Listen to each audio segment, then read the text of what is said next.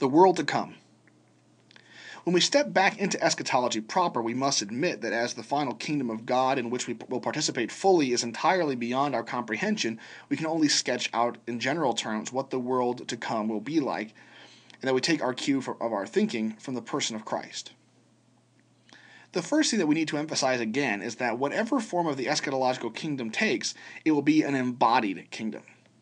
We will not be disembodied spirits eternally gazing at the beauty of God, sitting on clouds, as some theologians throughout the history of the church have implied. We must not ever forget or attempt to do without the fact that Jesus is still incarnate to this day in the presence of God. Perhaps some of the thought that we would not be embodied for all eternity is based on an assumption that the body simply holds us back and prevents us from really knowing God. This is called into question by the fact that God has not been ashamed to bear a human body for all eternity. If this is so, we also should not be ashamed of our embodied existence. Another question that is relevant for our consideration is what will happen to the world at the end? There's been a long tradition of thinking that when everything is culminated, the world will be utterly destroyed and exist no more. This has a certain appeal because it means that we do not need to care for the earth.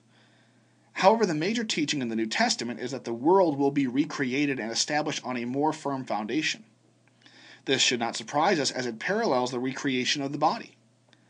It is important that we keep this in our minds as we consider, briefly, the various millennial views of the end times.